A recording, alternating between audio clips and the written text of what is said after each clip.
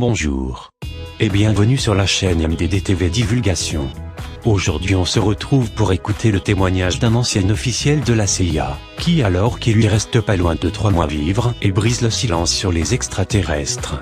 L'interview saisissante a été tournée le 5 mars 2013 et met en évidence un ancien agent de la CIA, qui déclare avoir couvert un très lourd secret durant des décennies.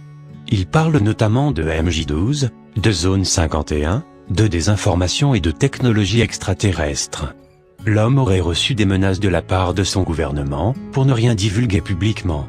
Ces informations sont tirées du site américain Typoctim ainsi que de l'interview vidéo disponible sur YouTube, puis traduite en français par OVNI Direct. Bien évidemment, comme d'habitude, nous n'accréditons aucunement ce type d'affirmation. Nous informons tout simplement les internautes de ce qui semble dans ce cas avoir fait l'objet d'une présentation au Congrès de Washington du CDH, du 29 avril au 3 mai 2013. La vidéo a été diffusée le 3 mai 2013, qui coïncide avec la fin du Congrès de Washington du CDH, du 29 avril au 3 mai 2013. L'homme, âgé de 77 ans, apparaîtrait malade et assis sur une chaise, mais en pleine possession de ses capacités mentales. Il faut savoir qu'il vit actuellement sous dialyse et que si le processus de guérison ne s'effectue pas correctement, il ne lui resterait théoriquement que quelques mois à vivre. Il a travaillé au service de la CIA sous l'administration de Dwight Eisenhower et a choisi à présent de rompre le silence. L'organisateur du CDH, Steve Bassett, présente cette vidéo lors de ce fameux congrès en citant cet exemple comme le cas type d'un ancien agent contraint de demeurer dans la suspicion, la peur et le secret le plus total jusqu'à la fin de ses jours. La grande majorité d'entre eux, en poste dès les années 40, sont décédés avec leur secret dans la tombe. Steve Bassett déclare: l'homme de la vidéo a reçu de nombreuses menaces de son gouvernement pour ne pas parler, mais a quand même souhaité que son testament soit présenté lors de l'audition et nous avons accepté. Cette entrevue existe seulement en VO sous-titré FR, et c'est donc une bonne idée de vous en faire une VF. Merci de cliquer sur le pouce bleu pour que cette divulgation atteigne un maximum de monde. Bon visionnage. Didier.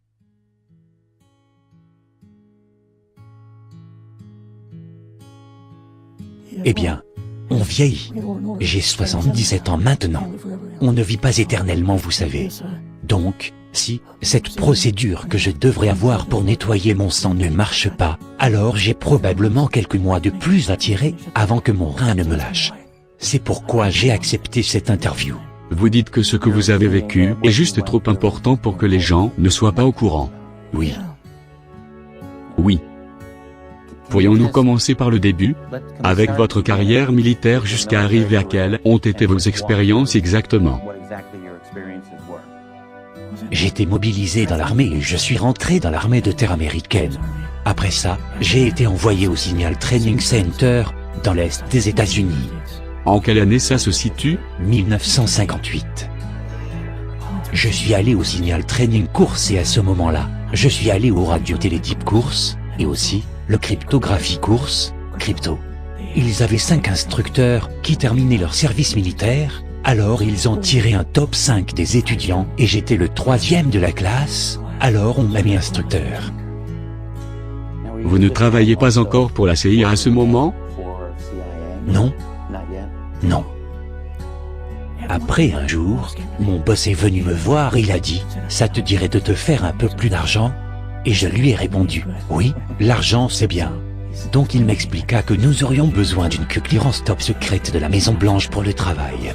Je me suis dit « Mince, ça doit être un truc assez exclusif. » Alors j'ai demandé ce que c'était, et il m'a dit « Je suis directeur de la CIA pour les États-Unis de l'Est. » J'ai dit « Je ne savais pas. » Et il a dit « Tu n'étais pas censé. » Après 6 semaines, ma sécurité clearance m'a été donnée, et j'ai eu ma carte de la CIA. C'était une carte d'identité, comme une carte de crédit, qu'on fait glisser dans la porte. Mon nom en ce temps-là, j'utilisais un nom artificiel, pour ne jamais utiliser mon vrai nom. J'ai commencé à travailler avec lui sur le projet sur lequel il était. C'était le projet Blue Book, lequel était partiellement une imposture. Vous pensez que certaines affaires du Blue Book étaient complètement fictives? Oui. Oui. Mais les affaires que nous avions nous venaient d'eux. Je crois que c'était Fort Belleville, Maryland. Fort Belvoir?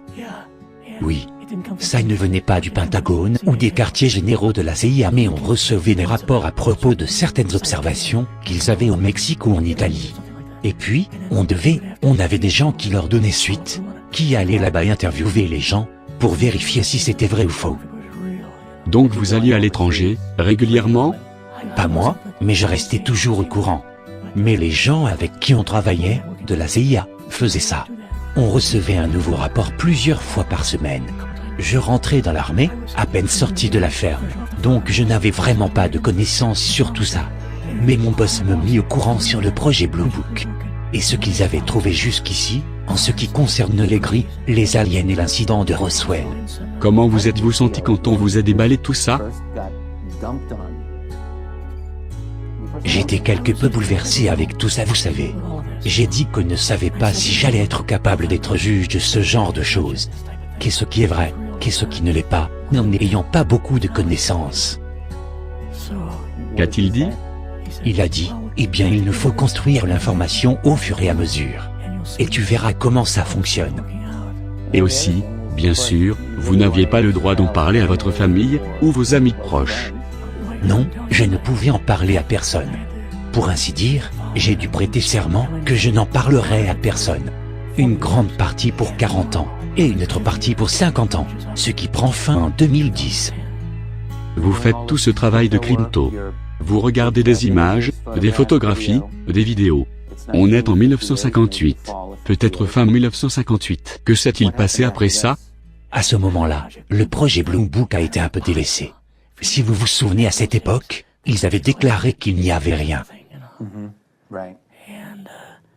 Ils disaient au monde que tous les ovnis étaient des erreurs d'identification, des blagues, Des ballons. des problèmes psychologiques. Oui.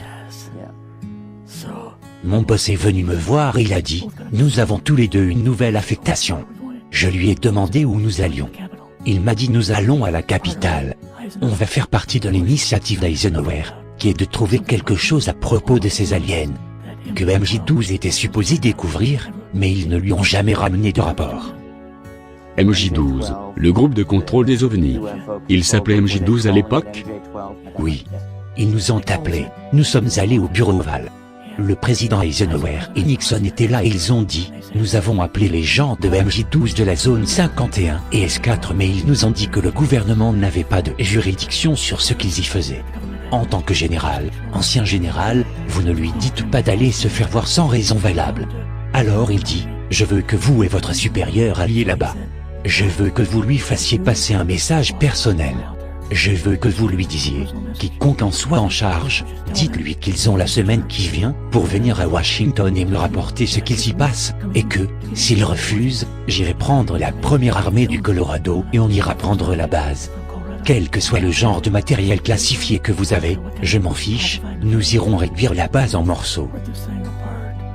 Eisenhower était sur le point d'envahir la zone 51? Oui, avec la première armée. Donc vous sortez, avec votre supérieur, vous prenez l'avion. Vous atterrissez. Que s'est-il passé?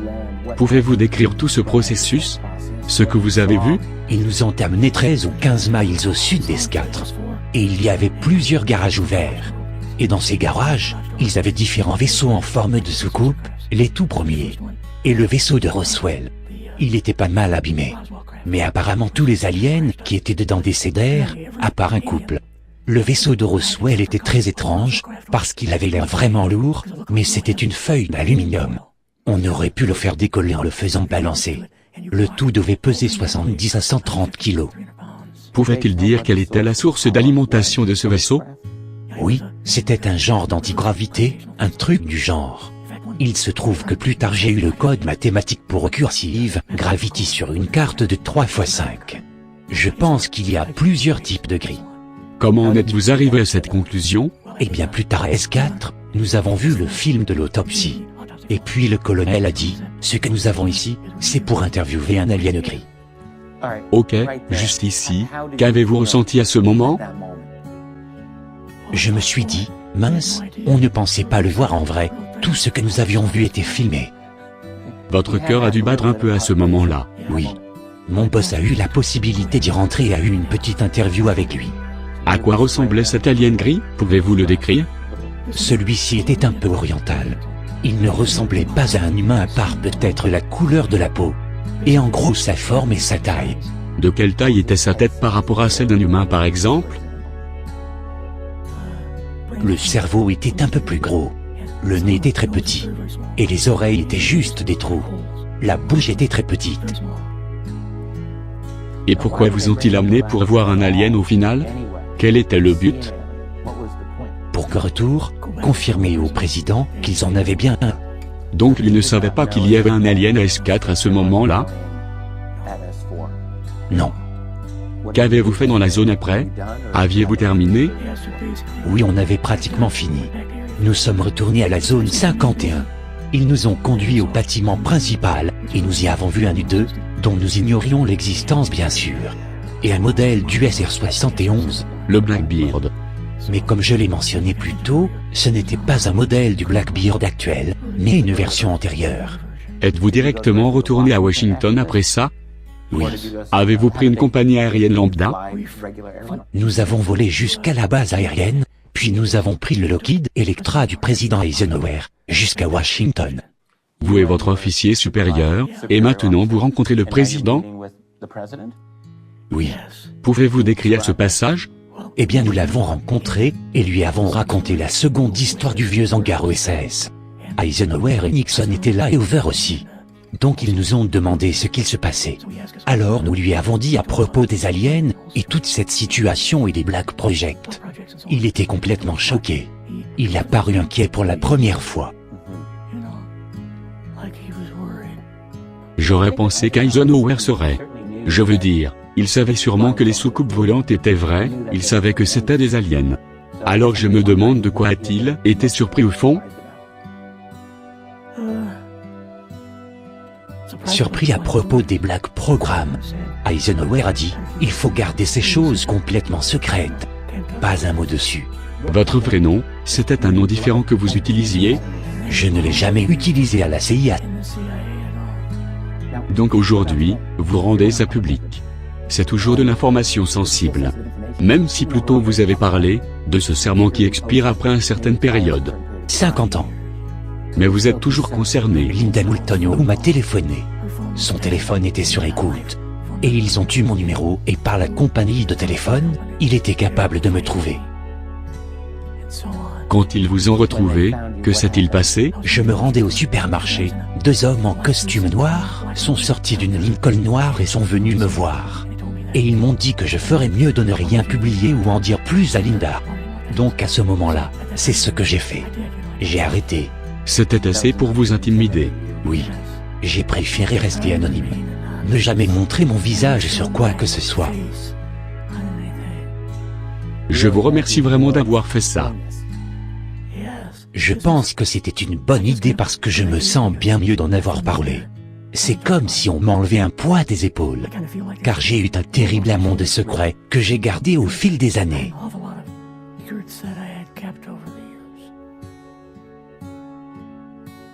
Ainsi s'achève cette vidéo, les liens en rapport avec cette vidéo sont en description. N'hésitez pas à me dire ce que vous en pensez en commentaire, et à me suivre sur Twitter pour voir mes vidéos en avant-première. Merci d'avoir visionné jusqu'à la fin. À bientôt. Didier.